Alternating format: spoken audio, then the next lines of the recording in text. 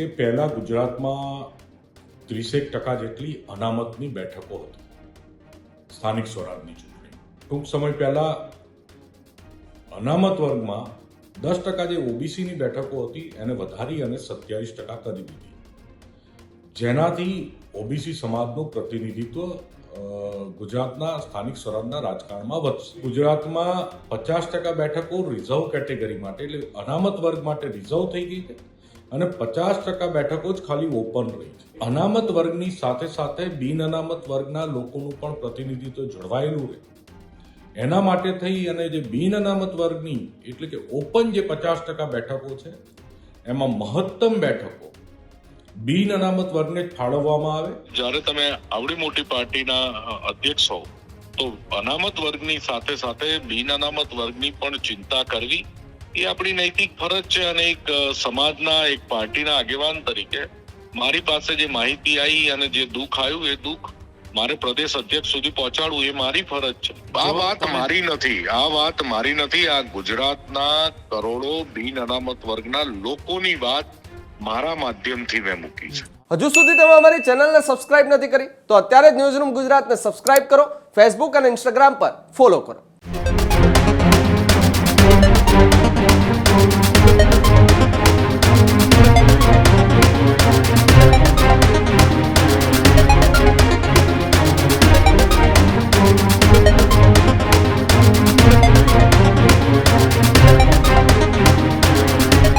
રાજ્યની અંદર સ્થાનિક સ્વરાજની ચૂંટણી જાહેર થઈ ચૂકી છે અને ચૂંટણી વચ્ચે હવે પાટીદાર આગેવાન વરુણ પટેલે ભારતીય જનતા પાર્ટીના પ્રદેશ પ્રમુખને પત્ર લખ્યો. સ્થાનિક સ્વરાજની ચૂંટણીને લઈ જગદીશ વિશ્વકર્માને લખ્યો પત્ર. વરુણ પટેલ કે જેને એ અનામતને લઈ એ પત્ર છે તે લખવામાં આવ્યો છે અને પત્રની અંદર તેઓએ માંગ કરી છે કે જે વિસ્તારની અંદર એ જનરલ સીટ છે ત્યાં ઓબીસી અથવા તો અનામતવાળા ઉમેદવારોને ટિકિટ ન આપવામાં આવી વાત એ વરુણ પટેલ દ્વારા એ રાજ્યના એ પ્રદેશ પ્રમુખ છે ભારતીય જનતા પાર્ટીના તેમને ટાંકીને લખ્યું છે. સાથે જ તેમને કહ્યું કે હવે 50% જેટલી બેઠકો અનામત વર્ગ પાસે રિઝર્વ થઈ ગઈ છે. 50% બેઠકો બિન અનામત વર્ગો માટે બચી છે. બિન અનામત વર્ગો માટે તેમની બેઠકોનું પ્રતિનિધિત્વ જળવાઈ રહે આવી વાત એ પત્રની અંદર વરુણ પટેલે લખી. તો સાથે જ ભાજપના કાર્યકર્તા તરીકે પત્ર લખ્યો હોવાનો ઉલ્લેખ પણ વરુણ પટેલે કર્યો. કોંગ્રેસ જેવી સ્થિતિ ભાજપની ન થાય તેવો ભય પણ વરુણ પટેલે આની અંદર દર્શાવ્યો છે.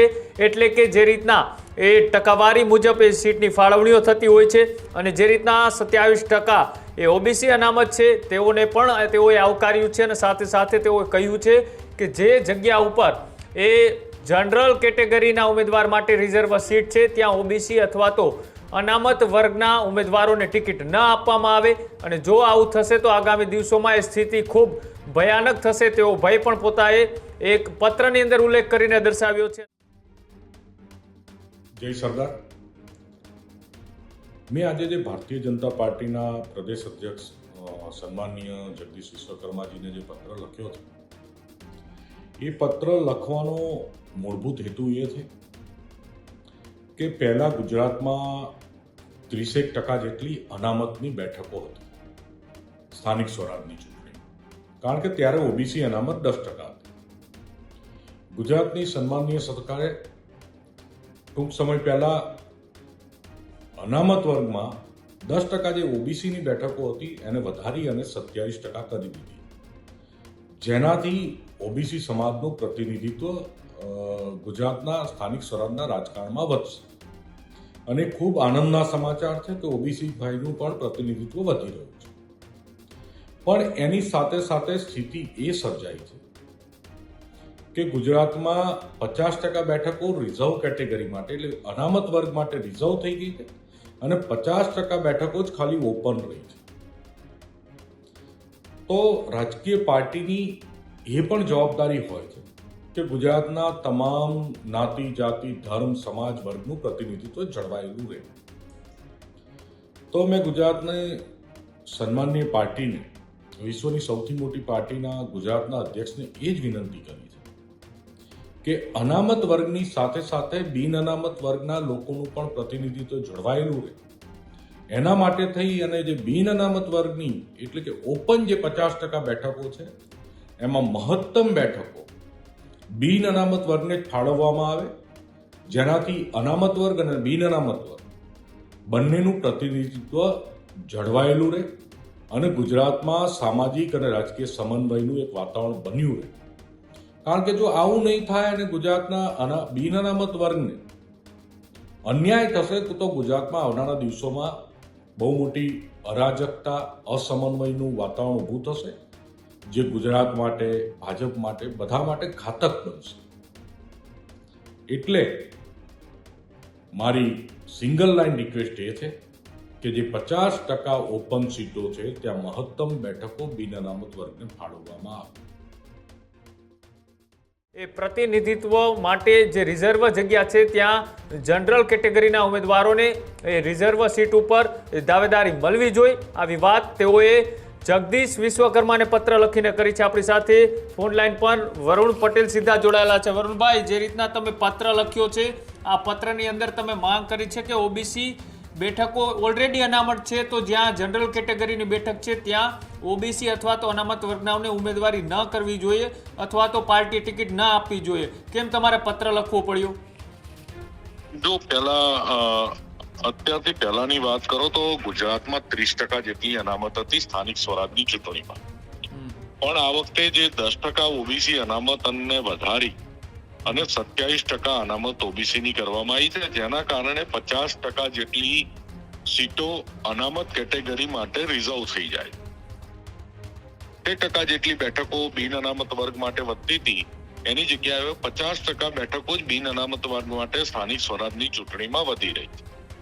તો મેં પાર્ટીના સન્માનીય પ્રમુખશ્રીને ધ્યાન એ દોર્યું છે, બિન અનામત વર્ગના જે આગેવાનો, યુવાનો, જે બધાની જે પીડા છે અને એ લોકો અમારી સાથે વાતો કરતા હોય તો એ પ્રમાણે મેં વાત કરી કે જે બિન અનામત વર્ગની જે ઓપન સીટો રહે છે 50%, ત્યાં મહત્તમ સ્થાન બિન અનામત વર્ગના પ્રતિનિધિઓને જ આપવામાં આવે અને બિન અનામત વર્ગનું પ્રતિનિધિત્વ જળવાય અને સાથે અનામત વર્ગનું તો પ્રતિનિધિત્વ અનામતથી જળવાઈ જ જાય, પણ બિન અનામત વર્ગના પ્રતિનિધિત્વનું શું?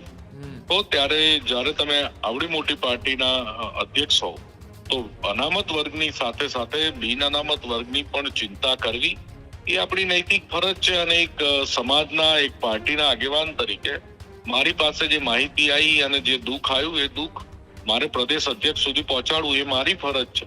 મેં ગુજરાતના બહુ મોટા સમાજ અને વર્ગનું જે પીડા છે, વ્યથા છે, એ પાર્ટીના પ્રદેશ અધ્યક્ષ સુધી પહોંચાડવાનો પ્રયત્ન કર્યો. વરુણભાઈ, આવતીકાલથી લગભગ એ ઉમેદવારો છે તે પણ જાહેર કરવાની શરૂઆત થઈ જશે. શું તમને પહેલા જેવું લાગી રહ્યું છે કે પાર્ટી આ જ રીતની કન્ડિશન સાથે કામ કરશે? જો મેં પાર્ટી શું કામ કરશે, કેવી રીતે કરશે એ પાર્ટીનો વિષય. મેં એક સમાજના એક પ્રતિનિધિ તરીકે મેં સમાજની પીડા પાર્ટી સુધી પહોંચાડી અને હું માનું છું ત્યાં સુધી ભારતીય જનતા પાર્ટી એ અનામત વર્ગની સાથે સાથે બિન અનામત વર્ગની પણ પીડા અને વ્યથા વિચારશે અને એક પણ સમાજને કે વર્ગને અન્યાય ના થાય એવી રીતે પ્રતિનિધિત્વ આપશે એવો મને 100% વિશ્વાસ છે. કારણ કે સબકા સાથ સબકા વિકાસના સૂત્ર સાથે ચાલતી ભારતીય જનતા પાર્ટી છે. તો આ તો મેં કીધું ક્યાંક સરચૂક ના થઈ જાય, ક્યાંક વાત ધ્યાન બહાર ના જતી રહે, એ માટે થઈ અને મેં તો એમના ધ્યાને આવે, પાર્ટીના ધ્યાને આવે એના માટેના પ્રયત્નો કર્યા. અચ્છા, તો કાલથી જ્યારે ટિકિટોની જાહેરાત કદાચ કાલથી શરૂ થવાની છે અને તમે જે વાત મૂકી છે એ વાતનું ઉલ્લંઘન થશે તો જોઈશું. એ તો જો ને તોની વાત છે. આ વાત મારી નથી, આ ગુજરાતના કરોડો બિન અનામત વર્ગના લોકોની વાત મારા માધ્યમથી મેં મૂકી છે. હા, પણ તમે જો તો જાહેર કરી દીધું, પણ હવે પાછળ તો શું? તો એ બિન અનામત વર્ગના લોકોને ગુજરાતની જનતા નક્કી કરશે ને. એ નક્કી કરવા વાળો હું કોણ ને તમે કોણ? અચ્છા, એટલે તમે ખાલી એક સમાજની જે પીડા હતી, સમાજના લોકોની માંગ હતી એ પાર્ટીમાં મૂકી છે ખાલી? હા, મેં વ્યથા અને માંગણી સમાજ વતીને પાર્ટીમાં મૂકી છે.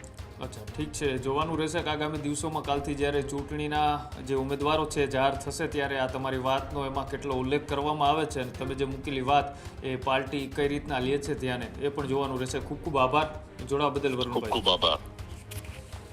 તો જે રીતના એ વરુણ પટેલે એ જગદીશ વિશ્વકર્માને ટાંકીને પત્ર લખ્યો છે અને જ્યારે એ ચૂંટણીના ઉમેદવારો જાહેર થવાના છે તે પહેલાં જ તેમને આ વાત મૂકી છે કે જ્યાં અનામત રિઝર્વ સીટ છે ત્યાં અનામત વર્ગના લોકોને ટિકિટ આપવામાં આવે ને જ્યાં જનરલ કેટેગરીની સીટ અનામત છે ત્યાં જનરલ લોકોને જ એ ઉમેદવાર તરીકે પાર્ટી એ ટિકિટ આપે. જો આવું નહીં થાય તો આગામી દિવસોની અંદર એ બળવો થવાની પણ શક્યતાઓ છે. તે ક્યાંક ને ક્યાંક ધીમે ધીમે ઉઠી રહ્યું હોય એટલા જ માટે કદાચ આ પત્ર છે તે લખવામાં આવ્યો હોઈ શકે. જોવાનું રહેશે કે પાર્ટી આ વાતને કેટલા અંશે ધ્યાનમાં લે છે.